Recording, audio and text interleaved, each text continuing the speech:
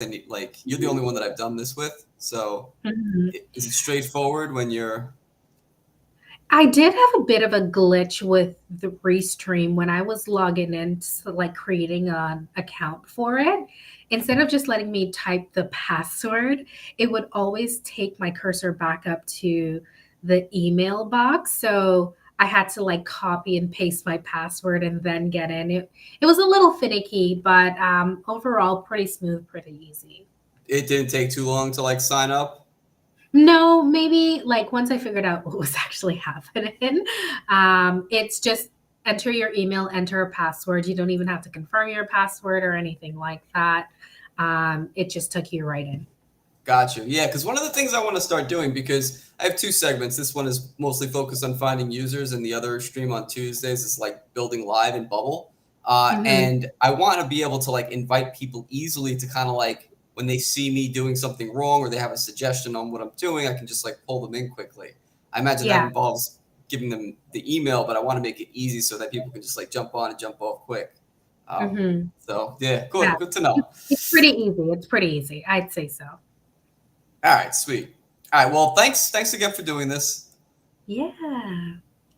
So the what we like to do on Thursdays is really get at the kind of the I would call the harder part of the two things, building an app and finding users. I find finding the user part is the part that you need a little more creativity, and I think people underestimate how challenging it's going to be to get people's attention.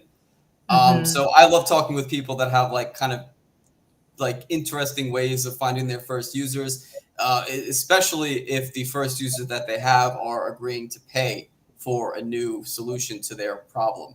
So when you and I spoke, I'm like, this is you're perfect. Like you're the exact example of the people whose minds I want to dig into a little bit because it's hard to do, and a lot of us struggle with it. So I guess if you could just give us like the 30 seconds of who you are and what in charge is. Yeah, so I'm Shalacy Harris, and I'm the founder of my new startup called In Charge. And what we do is we help financial advisors and experts get to know their prospects better and enabling them to convert them a lot faster, saving them time and saving them a lot of money and also growing their business. And my background, I really came from, a no coding, no software development. I came from the world of project management from a corporate standpoint. Worked with a lot of software developers, but never actually did anything myself. So once I kind of found this problem that I wasn't quite sure how I was going to address and how I was going to build it, I started looking into how can I do it myself just to sort of quickly test and see if the concept works. And I found a solution that was able to, start with the MVP and actually start getting paid customers and scaling that way. How did you know what to start? Well, first off, did you start building first before you started like talking to people about the problem that you were solving, or did that kind of happen like at the same time? So I knew the problem that I wanted to solve, but my problem definition was just too large at the time. So I found Bubble because I had previously paid a software developer to develop another platform, not related to this, but develop another platform. Paid them tons of money, and I just wasn't happy with it. And I didn't want to go down that road again because I knew I lacked a lot of technical knowledge and I just wanted a way to take a little bit control of the technology a little bit more as we sort of sort through defining the problem a lot more. But before I even started building, I really spent time trying to curate the problem to say this is the one problem I'm going to solve, because I think one of the bigger things I struggled with initially was the problem was so large and I wanted to do everything. And you can't do everything as a startup. You just don't have the resources, you don't have the time in the day to do it all. And so it was, how do I narrow down and create a compelling story for a problem that's significant enough that people would want to pay for? And I spent about 2 solid months trying to figure that out before I started building. And that made my life a lot easier because once I started building, I built my entire platform in 4 weeks. And I had paying customers on week 5. That is very unusual, right? Like that is difficult to do. So like how did you narrow down the problem? Like I think that's a big challenge that I have. And I think a lot of people start where you did, where it's like it's a big problem. It's not particularly narrow, but once you do narrow that down, the building part becomes so much easier. So like how did you narrow down from like your first big idea to like, all right, this is the exact problem that I'm going after? Yeah. So that is something that took some time because I started with startup ideas like quite a few years ago. But when it comes to this particular problem that I'm solving now, I had to talk to people because you sitting in a room, sitting in your own head and trying to articulate a problem just as an outsider and not engaging with the people that would potentially use your platform and your potential customers, that creates a really big gap between what need are you really filling, and what I really had to do was put myself out there and find my potential customers and talk to them about the problems I thought they had because I wasn't sure if that problem was compelling enough. And I had to do it in slightly sneakier ways just because everyone's time is valuable. And because I deal with financial advisors and experts, they're always looking for new customers and clients. And so that was a really huge opportunity for me to kind of go in, pose as a potential client, and really get to see their process and take part in their process. So I was able to find 6 financial advisors that took me through their process exactly how they would have done it with anybody. And I tried not to be a knowledgeable customer because that's exactly who I wanted this tool for, is a customer that wasn't super knowledgeable but wants the help of a financial advisor. And so I went in, I knew the persona I had to play, and I got to really interact in a way where I was being sort of a fly on the wall, but also within the conversation. And that gave me a lot of insight. And at the end of sort of that entire process, when they then asked me for my business, that's when I would kind of say, well, this is actually what I'm doing. Do you want some feedback on how I think you can make your process better, more engaging? And these are some of the ideas I think you can take on as a business owner and as a financial advisor to grow your business. And that is when the conversation really kicked off into a potential customer interview. And fortunately, 5 out of 6 of those financial advisors I actually did that with are still and were one of my first paying customers. That's awesome. See, like I think that the where you differ from what most people do is that you just go and demo. You have an app and you demo it straight away, right? Like Mhm. thinking that this is going to be my, my this. I assume this is the target person who I want to use my platform. I'm just going to like demo the product for them and hopefully they like it. Whereas you like Yeah, you didn't go in with anything, which first off is disarming, right? People are not going to be, they're not going to have their guard up exactly when they think that I'm potentially getting a new prospect here. So I'm going to be as nice and, kind of like, this is exactly. my normal process. You kind of catch them like, I don't know it's not off guard, but In it is their kind of off guard. natural habitat, I would say Yeah, too. that's the way. It's like a natural observation. It- And Yeah, and it's great that they thought they were selling you, but you were real and you turned that over 5 out of the 6 times, which is, yeah. probably speaks to your sales capabilities. That's pretty impressive. Now, was it I think you mentioned that some of them weren't too happy about it at first. You kind of had to like ease them into like, like, but Yeah. they were happy at the end once once you kind of like let the veil down.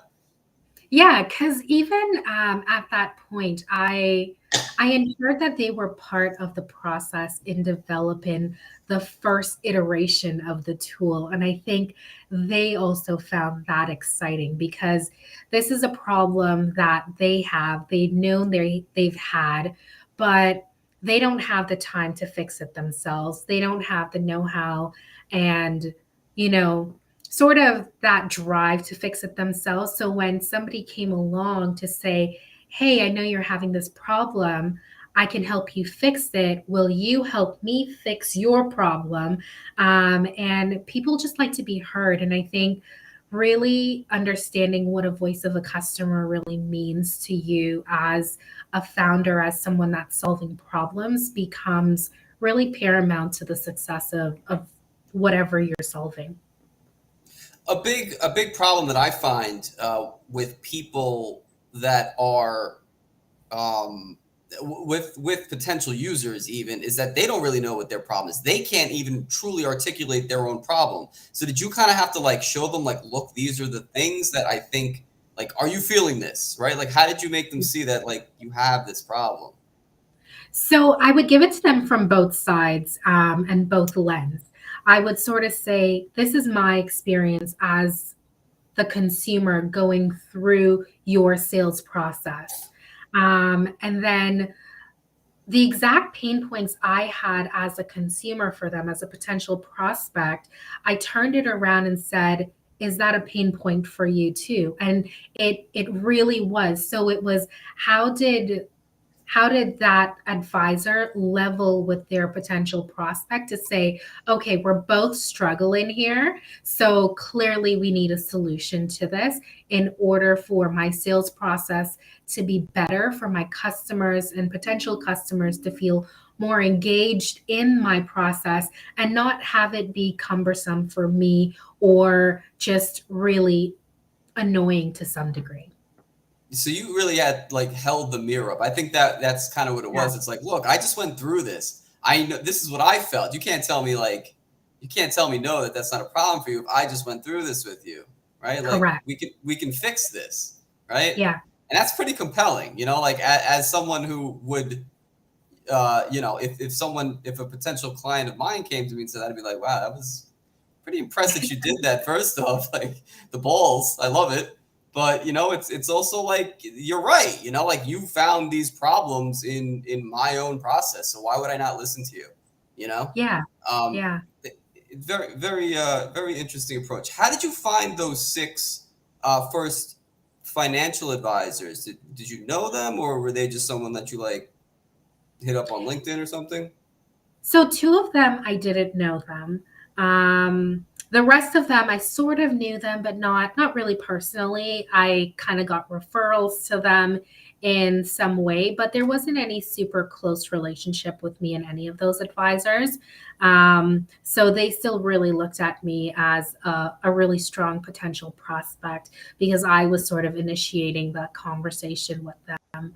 And the way I sort of just went about it, I gave them a high level of who I was, what some of my financial goals were, and then that was it. There was nothing else. So coming into the conversation, I was quite blind, and I just said, well, as someone that's skeptical of financial advisors, I kind of let them know that first. And so they really brought their A game because that's what I really wanted to see. I wanted to see their A game. But before I even like found these specific advisors, I kind of created who I thought my ideal buyer was going to be. And the financial industry is going through massive changes right now. A lot of financial advisors, I think the stat is like 80% of financial advisors are retiring in the next like 6 to 7 years because they're all sort of that older generation. So a lot of new financial advisors are coming in or have been in the market relatively early. And knowing that information, I kind of said, okay, technology is going to appeal to younger people. That's the new ideal customer for a financial advisor. And then who are the financial advisors that are hungry to grow their business? And so once I sort of defined that, I kind of came up with anyone that's anyone that's a financial advisor that's relatively young, been in their business for 3 to 5 years, which means that they're sort of in that growth phase. They've gone through a couple bumps and hiccups, and now they're probably more willing to invest in their business to gain those efficiencies and optimize their business a little bit more. And they've had enough experience in order to, say, yes, this can actually be done better versus someone that's super new. They just don't know how everything works yet. So, really understanding who that potential customer is you know, down to ultimately maybe what that person looks like. So they're in their 30s, they're 3 to 5 years into their business, they probably have their own families, they're looking to build a brokerage or something like that. And where are these people? So really creating a buyer persona was really important for me. And that's what I spent 2 months doing, defining that, and then ultimately talking to these advisors who I thought were my potential buyers. Where did you find that super targeted group spent their time or like paid attention to? So they were actually on social media. So anyone that was active on sort of Instagram doing lives, or even on LinkedIn posting and things like that, those were signs that these are engaged people. These are people that are seeing the capability of technology and trying to leverage what's already existing, so they became a perfect customer for me. And you can even kind of see like you see patterns in what they post and the things that They're they talking say. You're about, just yeah. like that's like you can kind of see after you've been looking at it and pay attention to it for a little while. It's like they're saying the same Mhm. stuff. I know that's a person that I could probably like get on a call and this may appeal to them. Yeah, Do yeah, you that's do you, exactly it. do you think that they would have spoken to you if you went in with the approach of like, hey, I've got this new app idea that I think is going to get you a lot of customers and is going to be able to, jumpstart your brokerage that you're trying to build. Do you Mhm. think that like, are you doing that now that you have a little bit of traction, or is that like, So I think if I did that very early on and didn't have something to actually show, I think I would have left a really bad taste in their mouth. Like, okay, you told me you have this cool idea, this cool thing. But at the time that I was doing a lot of my customer research, I didn't have any tangible anything because I kind of knew the realm of what I wanted to do, but I didn't have something to physically show them to say, okay, this is how I think it is. Because otherwise, I think they would have felt like this is just a pie in the sky conversation, and it might go nowhere and it might just feel like a complete waste of time for them. So I did want to make sure that I sort of save those relationships because these industries are quite tight knit to a huge degree, and I didn't want to leave a bad taste in my mouth in anyone's mouth that would sort of go on by the time I actually built a platform and then no one was willing to talk to me after that. understood. And I've heard that before about specifically about the financial advisor community. It's like everyone knows each other. So Correct. do you have to be careful about like, if I mess this meeting up, it may get to the next person, and then I'm not going to get a meeting with this. Like, is it that insular? I don't think it's to that degree, but I also think it depends on the level of the organization that you're talking to. If it's just the independent advisors, not a huge deal. But if you're sort of within those companies that house all of these financial advisors, then yes, Word gets you're a around. little, yeah, word will get around a lot faster because these people have sort of been the folks that run these bigger financial firms have been in the industry forever, and they've all worked with each other at some point in time. And that works to my advantage as well, because when I get one person to accept me on LinkedIn, someone else sees it. And when I add them, they're like, oh, sure, they know Bob. It That makes it makes easier, right? my year. Yeah. Yeah. Uh, that makes sense. Bit of a snowball effect there. Uh, Hmm. Generalizing this a little bit, right? Like if you were in a totally different industry and a totally different target audience, like do you think that you could replicate not exactly your strategy, but your approach to finding your first users in just about any app idea that you have? Yeah, I definitely think there's huge opportunity to sort of replicate this, because I think they're bare bones of everything, right? And when you just go to different industries, it's a matter of customizing that. And coming from like my corporate background, I've also worked in marketing and done a little bit of marketing research, not a ton of it, but you learn a lot of these different things along the way. And in terms of really replicating what I did, I think the first part of that is really understanding what problem you think exists that is compelling enough, because you need a business case. Um, and we always have to get back to that. And that was actually one of the challenges that was put forward to me as a first time founder is yes, you want to solve the problem of financial literacy in the world and helping people manage their monies better. And that's all great and altruistic and everything. But you can't just build a business on that.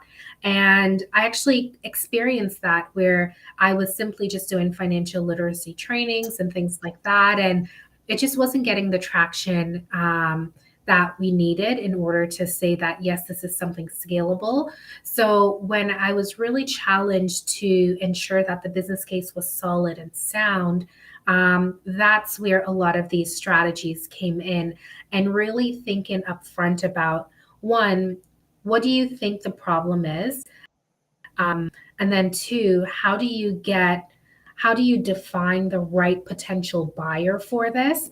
And then validating who that buyer is. And as you sort of go through that, I don't know if people like know Scrum or Agile or anything like that. It's kind of going through those iteration cycles, right? So you define a problem, you define the buyer, you validate it. Maybe it's not validated. So you go back to the drawing board and say, okay, maybe there's a mismatch between the problem and the buyer, because that's probably the second thing you want to do. Like, is the match correct? Are there other potential buyers out there that we haven't actually identified? And sometimes you don't know that until you talk to somebody. And that's why I'm a huge proponent of like not trying to build your idea and your company in a vacuum, because it just can't survive, because it has no air to breathe. It has nothing to learn from. It has no room to grow. And so, really trying to understand what is the match between the problem and who's buying the solution to the problem. And then maybe the problem just isn't defined well enough, but you found a really good buyer that might be interested in this product. Get those potential buyers to help you define your problem a little bit more, because they're living that problem on a day to day. And that's a pain point for them. And where there's a pain point, there's money to be made, there's a problem to solve, there is a solution. So, how can you tap into those potential buyers even more and make them feel like they're solving this problem with you? And people like credit. There's a little bit of like psychology and finesse, I guess, when you're talking to people that have problems and you're trying to get them to help you as well, in really making them feel important on that journey, because you'll get a lot more out of them in that way. I've heard that before. Like make your users part of the process so that when you Correct. tell them it's ready, it's not a surprise. It's like, yeah, we've been waiting for this. We built this with you, right? Correct. Why wouldn't I sign up for Yeah. this, right? It's not a Yeah. surprise. When you talk about validating, because we say this word a lot, validating, right? Mhm. Validate your problem. And I say it all the time too. Yeah. But what does it feel like when you've actually validated, right? Like the difference between I think I have a good idea and Mhm. this I know this is a problem that people want to solve. Like, how do you Yeah. distinguish between those two? So that's actually a really good question, because I think you have to look for validation every day, and I don't know if actually going back. Um, when I knew that this was a real problem is when one of the six financial advisors that I was speaking to said to me, "How much do you think this solution will cost me?" And when they said that, because initially in my mind, once I had built this platform, I was doing a free beta test. And this one person said to me, and one's not always enough, but it's sort of that first initial real validation when someone is willing to pay for what you have. And when they said that to me, I was just like, okay, the problem is large enough that somebody is willing to pay for it. And then my next question was, how much would you be willing to pay for this? If I was going to say, how it did you answer that? if it saves you X amount of time. Mhm. And just with like simple math, and they were actually willing to pay me, I think it was like three or four times the amount that I was gonna, I was thinking I would put the beta forward with. And I was really, really surprised. And I think it's those moments where you let them kind of tell you, you just ask these like open ended questions and let them keep talking. And that's where you learn. Because they said, yeah, we'd pay you, let's throw it out there, 250, which I think was the real number. I'd be willing to pay like 250 every month if like this is going to save me at least like an hour and a half per potential customer, because that's a lot of time now that I'm getting back, that I wouldn't have either way, and I could use that time to do a lot more business and actually grow the business. So it was an investment for them, and knowing that and having them really tell me the reasons why they were going to pay for it, that was part of the validation too, because now it's not only helping me say, yes, I'm solving this particular problem, but this is why, this is the bonus, and this is the trade off, and this is what's going to make me say yes to opening my wallet and subscribing to your platform, and paying for it. And it's those additional things outside of the problem, that outside of what you think is a direct problem, is what's helping convert your customer. I love that. And that's a very solid, like tangible answer to that question, right? Yeah, What is validation? It means you know that someone's gonna pay you for it yeah, before you start going all in on the build, like you know someone's willing to pay for this. correct. I can't think of any other way to validate whether or not somebody has a problem is like you say, if unless they're willing to open their wallet and pay someone for a solution. Yeah. Again, I've done this myself where I think the common mentality is to build something and then give it away for free, try to get Mhm. some attention, solve the smallest possible problem, and Yeah. then in the hopes of learning more about these people that are using your platform, and then eventually turning on some premium feature that they have to pay for. Now, I don't know Mhm. that that is necessarily the wrong way to do it. Maybe certain audiences that makes the most sense for what they're building, Yeah. but I haven't been successful in trying to do it that way. And I know other people like they have tried it and just have failed to gain the real traction that they were looking for by giving something away for free. Yeah. Do you have an opinion on like whether or not like should you always be like how much will you pay for this? Like is that always the way you should go into an app idea?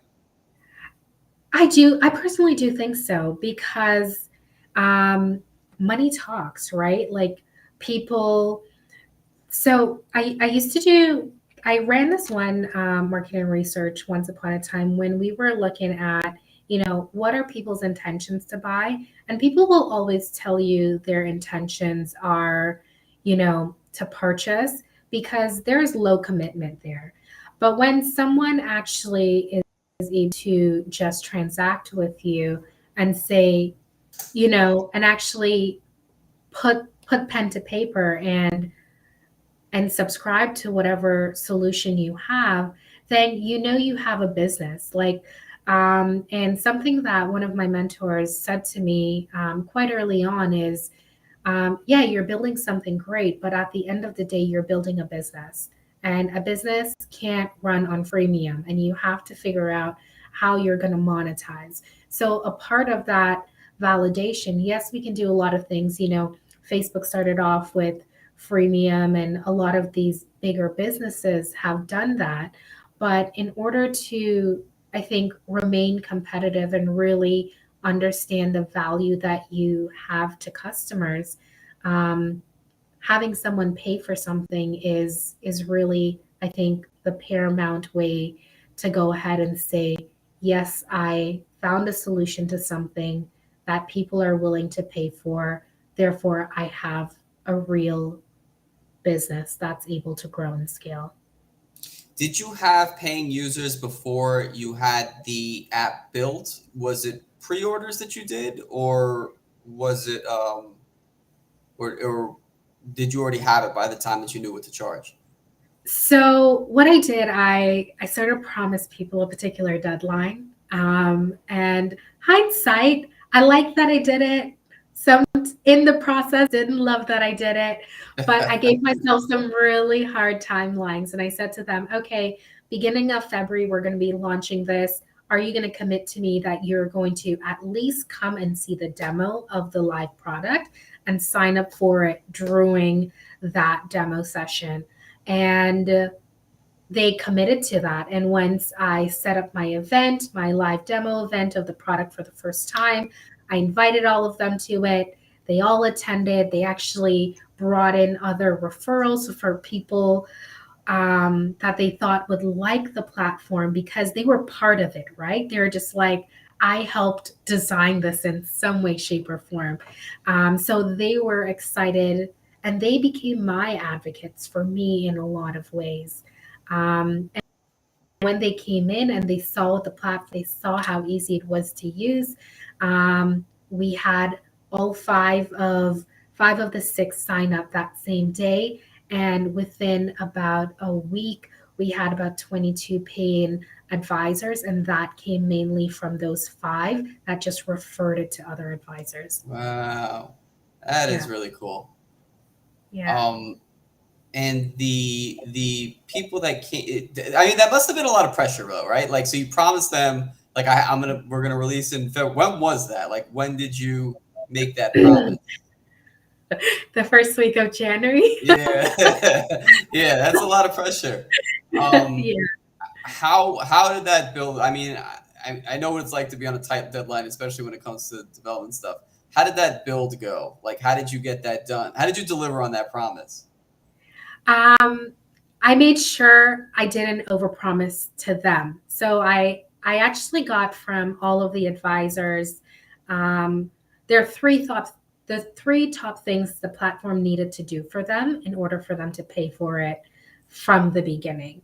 And I had all these other bells and whistles and ideas that I wanted to make sure I put into the platform. And when I started building, and I was just like, wow, Bubble is a little bit harder than I thought it was because the learning curve is a little bit harder. But then once I actually got it, um, it made it a lot easier for me to build, but also what it helps me do because of that higher learning curve. All of the bells and whistles went out the door, and I was just focused on the three things that they needed me to deliver that said, this is why I would pay for the platform. Everything else that was just kind of fluff in a sense went out the door. And I delivered those three things. And that's what those users paid for, and that's what they're still paying for. What were those three things, or what are those three things, I should say? It was One, collecting the right information, which they actually helped me develop. from the And prospect. from Gotcha. correcting the right information from the prospect, um, ensuring that it was super easy to use and they were getting the right notifications and things like that. So they didn't have another platform to check. So that was pretty minor. And then the other thing was, you know, how how can they look even more professional and ensuring that the platform was really mobile friendly, because we know everyone's mobile friendly first. And those are really the three things that kind of rose to the top for everybody. And that's all we delivered. And then on top of that, some additional things we delivered was tracking the conversion of prospects and some of these things, because that's not something that's historically done very well within the financial industry. So, in terms of conversion rates and stuff like that, you can't really find those numbers out there because no one has a good way to really track their prospects, which this tool ultimately helped them do as well. So, I delivered what they wanted and then just a little cherry on top that made it feel even better. And it was simple stuff. It was simple stuff that brought a lot of efficiency. I was gonna ask how compared to the bells and whistles that you had kind of in your mind that you thought they would want to what they actually wanted, what was the level of complexity between those two? Mm, very, very high complex what I thought they wanted. Because I thought they would have wanted something even more robust and more engaging, and all these analytics in the background that everybody else was, every other platform kind of gives you. But they're already getting that on other platforms. I don't need to duplicate that necessarily on my platform, with some of that. And they weren't necessarily interested in that, because the other thing they were really interested in is, does this new technology approach really work for younger customers? And we still had to prove that. And that's why I was saying validation is sort of a continuous thing. So we validated someone wanted to pay for, a better customer engagement. But was the engagement tool that I built actually going to deliver on what we set out for it to do? And we wouldn't know that until we started testing.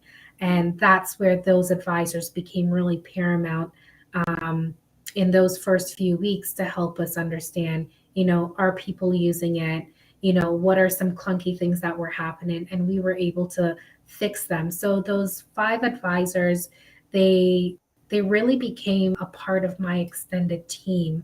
And they were really willing to do that. So I think a part of really validating and understanding a problem is really having the right folks around you that also believe in what you're doing and is willing to share how it can improve as well. And have the problem, right? The people that Yeah. are like they have to have the problem in a very like urgent way, right? Like there has to be an immediate problem for them. It can't be somebody that was in, you know, a financial advisor 10 years ago because their pain points were probably different than what people are Correct. experiencing now.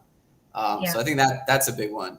But I love that five turned into 22 with just word of mouth, right? That's how you know, like you killed that problem because who else would do that? They're not going to bring other people in um, if what you're doing for them is not real. Like no one would do that. So I mean, I think that's a big testament to the way that you approached it. Um, the when you said you kind of implied that you were just learning Bubble too in January. Did you? Yeah. So you So did. So you made the promise before you even knew like exactly how you were going to build it. correct. But I said to myself, it was about 3 mornings in a row I woke up and I said, okay, I have to build this on Bubble. Bubble said that it is for people that don't know anything. So you So believe their marketing message. I believe them, and I'm just like, if they don't deliver, all of my friends are gonna know they didn't deliver. But I think that's why I loved it so much. And even when I found it, a bit difficult to kind of get through some of the initial learning curves, and it's how I sort of met you. I had someone attend one of your training courses and really leverage that in my early days to really understand how the platform thinks. And I think I had to get into that headspace. And once I got into the headspace of how the platform actually thinks and functions, I was able to learn it a lot faster. So, yeah, in that 4 weeks, I learned Bubble and I built something, and it's it started and it's going well. And you have paying users. You went from in 4 weeks. You went from customer interviews to learning Bubble to getting paying users. That is like very impressive. And it's like Yeah. it's really like inspirational for everyone out there that is struggling to attract users and learn Bubble. Like, it's doable. You can do it if you're focusing on the right stuff, I think, is the takeaway for Yeah. me. It's like you have to be focusing on the right things. That being what your users want. You don't need all the bells and whistles. And I everyone falls into the trap. I do it too. You want to build things that are way. There's a great meme on like LinkedIn where it's showing you like what users uh, on the one side. There's a cat with just like one of those really complex toys that they don't want to play with, and that's like what you think users want. And then the next by side it's like a cat in a box, like what your users Yeah. really want. It's like the simplest shit is going to make people like, whoa, that's exact. Like, you're speaking exactly to my problem. So it's usually a lot less complicated and doesn't need to be like as beautiful as you think it. Like I people spend a lot of time on that too. That's trying to Yeah. find. And that was a really big concern for me. And I recently did a massive visual upgrade to the platform. And when I looked at what it first started and what people were paying for, I try to think back what I pay for a platform that looked like that. And maybe the answer is actually no for me. But, and I think that really shows as well that the problem was significant enough and it was focused enough. And that's part of the validation. They were able to and willing to take this platform that didn't look super modern or super great in any ways, but now they're using something that's come such a long way and they've seen the progress, and now it's a platform I feel really, really proud of, to know that I've built it myself, and we have really great interest from a lot of really great financial institutions now that see the value in what we're doing. Very cool. Yeah, it's nice to feel proud. Now, while I won't say that that is the most important, like the It's not. prettiness of things is not the most important thing when trying to validate your problem, I will say that it does make you feel better, right? You do feel It more does. confident in showing people when your thing looks nice. So Correct. I gotta meet people halfway on that one. And Yeah. plus, also, you're like part of your problem that you're solving is like your app spits out reports that will be presented to your clients. Those need to Yeah. be presentable and client Correct. facing. So like Yeah. there is situations where I agree, like that is a priority. Yeah. um all right, last thing I want to wrap up with is, what advice would you give to people who are like who have maybe started their platform already, and they've kind of made a lot of assumptions and started building, and they're Mhm. struggling to get the user attention and attract users to what they're building. The first thing I would say is a word you used a lot, like in the last couple of minutes, was focus. And that is something that I I struggled with is that focus. And I think if you can solve one problem, all the other ideas that you have don't necessarily go in the garbage. They kind of just go on the wall in the post-it and sits there until your platform has evolved enough to start integrating some of those other things. So if you have a platform that is already built and you have one compelling story that has three potential upsides for your user, tell that one story. Because the second you deviate and you start telling two, three, four different stories, you lose the interest of the customer because those second and third and fourth stories might not even be their problem. And it's just your number one issue that you're selling. And then once they're actually on the platform, they will start to say, oh, yeah, I guess I did have problem number two, but it wasn't top of mind. So if you have something that exists, focus on telling the most fundamental aspect of what your platform is capable of doing. And when you tell that story in such a meaningful way and you've married the right buyer and the right buyer persona to that problem, I think you'll see a lot more traction in what you're doing and really taking your platform to the next level. Good advice. Thank you so much for doing this. A lot of good insights, and I hope people take away from this. Those who are struggling to get that attention, I hope you take away it doesn't have to be that hard. It doesn't have to be as hard as you think. If you're Yeah. talking to the right people, you're narrowing on your problem, you're building the right stuff. It's not as Mhm. hard as it's not as hard as you think it is. As it seems. So as it seems, yeah, it seems like such a large rolling that boulder up the hill, but it's just I think it's really about focusing on the right things. Something that I Mhm. struggle with quite a bit. So these are all I'm speaking to my own problems as much as the people that I speak with. These are my problems too. So And thanks there's so much. still problems. Yeah, exactly. It's almost a cycle. Like even when you know the right things, sometimes you still do the wrong things. You just fall back into the old trap of building in a silo. I do that. Yeah. It's just unavoidable. But Yeah. hopefully these conversations kind of like will knock one or two people out of that rut and just be like, oh yeah, maybe I should be focusing on this. That's the goal here, right? Yeah, I really do hope it helps. And I'm still relatively new on this journey, and so I still have a lot to learn. So I'm excited to learn from some of your future guests and even some of your past ones as I start going through all of their conversations. I appreciate that. All right, Yeah. let me pause it here. We'll do. Let me just wrap up actually. So every Thursday at 7 p.m. Eastern Daylight Time, we're chatting about how people are finding their first users and attracting, hopefully, paying users to their app idea or app that they're building. All right, so catch you next week.